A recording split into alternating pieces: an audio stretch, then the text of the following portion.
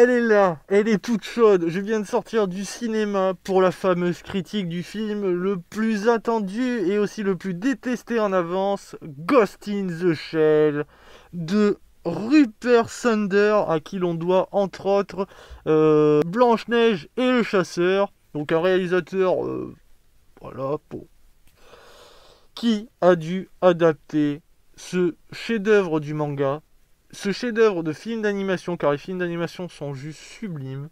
Un univers comme on en voit rarement. Alors certes, des univers cyberpunk comme ça, il y a eu, entre guillemets, le cinquième élément, il y a eu un peu Terminator qui traitait de ce sujet, Total Recall. Bon, il y a eu pas mal de choses. Ghost in the Shell, il y a des années-lumière de tous ces films. Il est, mais... Ah c'est d'ailleurs... Enfin, celui qui a écrit ce manga, c'est Masamune Shirow. Alors, désolé pour la prononciation. J'espère que cet homme, alors je sais pas s'il est encore vivant, j'espère qu'il ne verra jamais ce film, parce que c'est une hérésie envers Ghost in the Shell.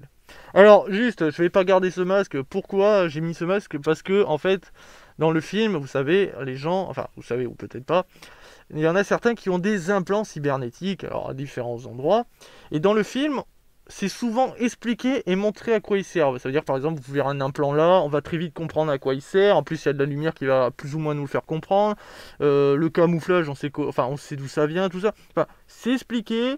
On nous explique parfois juste vite fait avec quelques mots, mais on nous montre à quoi il sert. Quoi qu'il arrive, on sait à quoi servent ces implants. Et il y en a deux, trois où ils ont des implants au niveau de la bouche, et on ne sait pas trop à quoi ça sert. Alors, peut-être que diront certains, c'est juste esthétique. C'est très moche, donc je sais pas si c'est pour le côté esthétique. Du coup, bon ben voilà, j'ai voulu donner, voilà, je voulais, bon, ok, il ressemble pas à ça, l'implant, je vous rassure, hein, parce que sinon, bon, ça serait classe. Mais il y en a qui ont des implants au niveau de la bouche. Et du coup, eh bien, que vaut ce Ghost in the Shell? Respecte-t-il l'œuvre? Non, du tout. Mais alors, du tout, du tout. Malheureusement, pourquoi? Parce que tout ce qui faisait la beauté de Ghost in the Shell, ça veut dire le côté sombre au niveau du scénario, c'est très sombre à la base. Pour toute l'équipe, pour l'instant je vais citer comme ça. Les combats sont très sombres, très violents, et on voit des membres s'arracher, des têtes exploser, on voit beaucoup de choses. Il y a beaucoup de combats à armes à feu, mais aussi un combat à main nue. Ils sont souvent bien rythmés. Alors j'ai pas lu spécialement le manga parce que moi je suis né avec les jeux vidéo et les dessins animés. Les mangas c'est arrivé très tard, donc du coup j'ai vraiment de grosses lacunes. Pour l'instant je me refais les plus connus comme Berserk, et du coup Ghost in the Shell, mais comme je suis pas très lecteur, j'avoue moi la lecture c'est pas trop mon kiff. Je regarde plus les films d'animation, il faut savoir qu'ils sont de très bonne qualité, que ce soit pour Berserk ou pour Ghost in the Shell. D'ailleurs je vous les conseille eux plus que le film. Et du coup donc les combats, tout ça, donc violent, de l'impact, bien rythmé. Surtout les combats à main nue très impressionnants, parce que forcément il y a le côté cybernétique, hein, avec les implants c'est toujours impressionnant. Esthétiquement c'est un univers coloré avec des hologrammes, tout ça, et finalement en fait le film ne respecte que ça, que l'aspect technique, coloré. On voit beaucoup d'effets spéciaux avec des hologrammes géants qui sont dans la ville, beaucoup de personnes avec des implants, il y a des robots aussi, des robots, des androïdes, enfin, il y a beaucoup de choses qui sont respectées à ce niveau-là.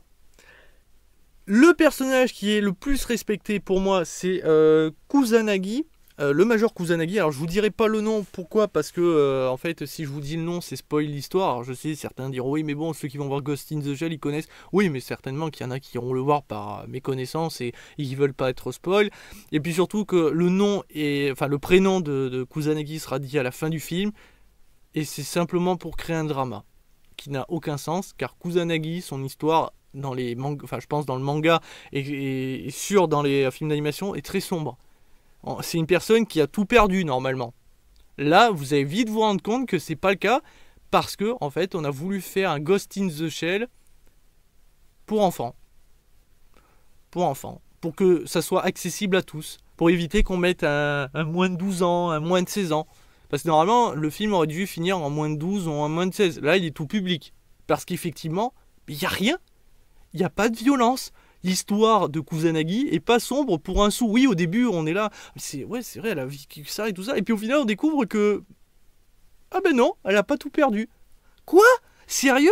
Non. Et l'équipe, son équipe, alors il faut savoir que Kusanagi, donc le major, travaille avec d'autres personnes qui eux aussi au fur et à mesure du temps vont évoluer, hein. Ils vont tous se mettre des implants comme tout le monde dans l'histoire de l'univers de Ghost in the Shell, et il faut savoir que normalement Kusanagi les traite pas comme de la merde, mais elle leur fait comprendre très souvent qu'à tout moment elle peut les remplacer. Ça veut dire s'il y en a un qui merde, il dégage, elle en a rien à secouer. Et du coup, ça fait que c'est un personnage très sombre, Kusanagi. Elle est pas joviale, elle a pas d'humanité. Alors pourtant, elle devrait, mais elle n'en a pas. Enfin, en tout cas, elle fait en sorte de pas en avoir. Et du coup, eh bien, dans ce film, c'est pas le cas. Elle aime tout le monde, on dirait. Elle les traite pas comme de la merde de temps en temps. Oui, elle dit un petit truc, mais ça arrive une fois, je crois, dans le film, et encore. C'est très léger. Secondo, son équipe, que normalement doit être plus présente que ça, on la voit quasiment jamais, sauf 2-3 fois. Le personnage qu'on voit le plus, c'est Batou. Alors je sais que c'est un personnage assez récurrent de Ghost in the Shell, le Major et Batou, mais les autres sont quand même présents, on les voit jamais. Batou, on le voit trop, et le souci, c'est que Batou a été aussi mal écrit. Batou, dans l'univers de Ghost in the Shell, en tout cas moi dans les films d'animation que j'ai vus, je sais pas lequel respecte le plus le manga, donc n'hésitez pas à me dire si je me gourre, mais en tout cas dans les films d'animation, Batou c'est quelqu'un de très sérieux, qui a de l'humour, qui est un personnage qui respecte énormément le Major, et qui ose lui parler avec le plus grand des respects, mais aussi par moments à lui dire les choses, la vérité, pour que en gros le Major se réveille, parce que par moments elle perd un peu la boule, et c'est un peu son garde-fou, même si il allait se faire les choses, mais il n'hésitera pas à sacrifier sa vie. On sent qu'il a des sentiments forts, mais jamais c'est, on va dire, avoué dès le début. Or là, vous verrez Batou, dès le début, il drague le Major, et on sent qu'il l'aime. C'est trop. C'est n'importe quoi. C'est pas le Batou. Alors qu'en plus, déjà, l'acteur n'a aucun charisme. Enfin, je suis désolé. Les acteurs qui jouent les personnages de cette équipe ne ressemblent absolument pas à ce qu'on voit dans les films d'animation. Dans les films d'animation, ils ont un charisme de malade, et là, ils ressemblent à rien. Batou, mais il est ridicule. Et alors moi j'ai vu en VF, et le pire, il se tape une voix française, mais horrible. Enfin, je trouve que ça colle pas au personnage, donc c'est pas du tout bien travaillé. Et malheureusement, pour lui, en tout cas pour cet acteur, c'est qu'il y a pas longtemps, donc je crois en 2015, est sorti le film d'animation Ghost in the Shell, The New Movie. Donc en gros, c'est vraiment un nouveau film qui reprend l'histoire. On relance, on va dire, les films d'animation, si vous voulez. Et Batou a eu le droit en VF au doubleur d'Arnold Schwarzenegger. Vous connaissez la voix d'Arnold Schwarzenegger? Une voix de malade. Voilà. À ce moment-là, tu peux rien faire. Tu peux être un acteur hyper charismatique quand t'as pas le doubleur d'Arnold Schwarzenegger derrière.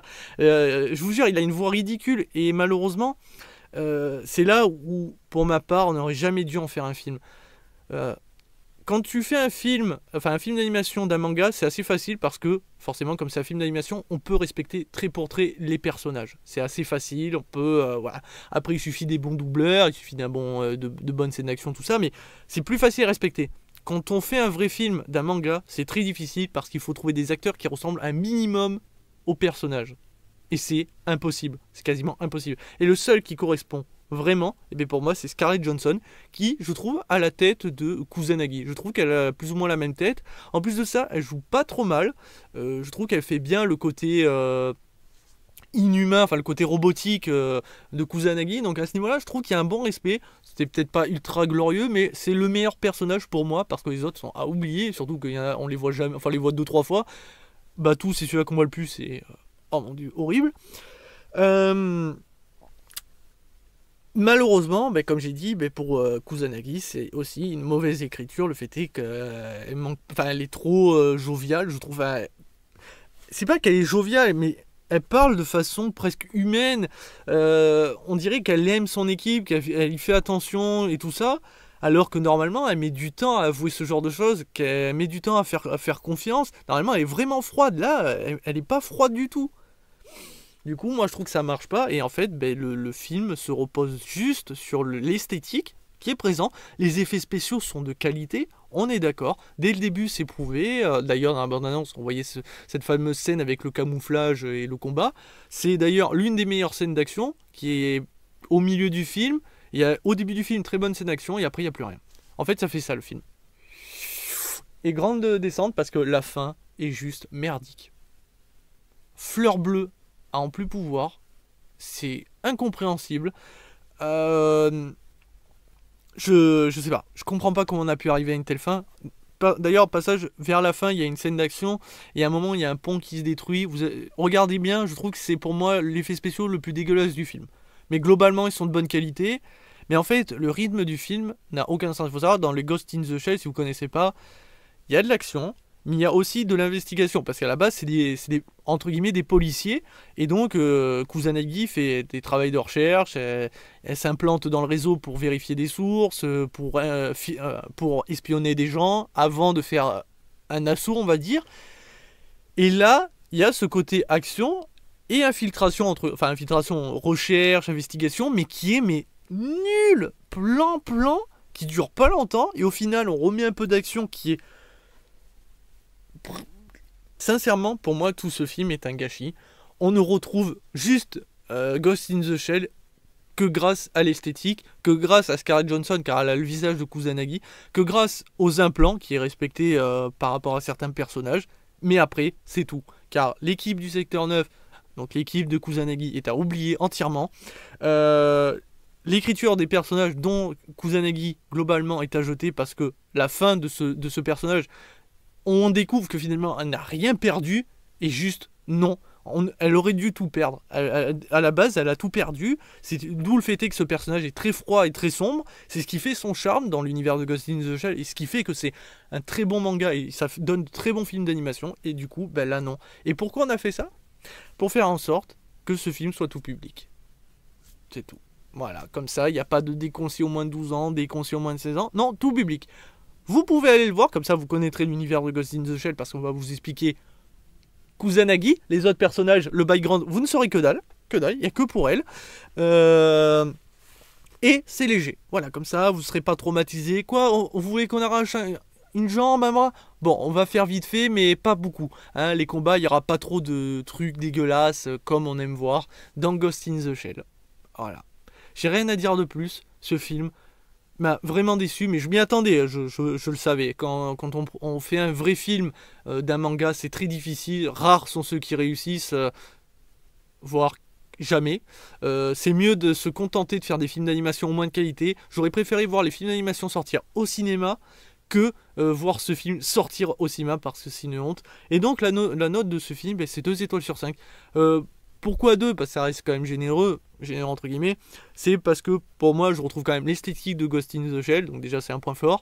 Et que Scarlett Johansson, même si son personnage est très mal écrit, je trouve qu'elle a bien joué, donc je lui mets un point à ce niveau-là, parce que c'était pas facile, c'est un rôle difficile, et je trouve qu'elle s'en est bien tirée.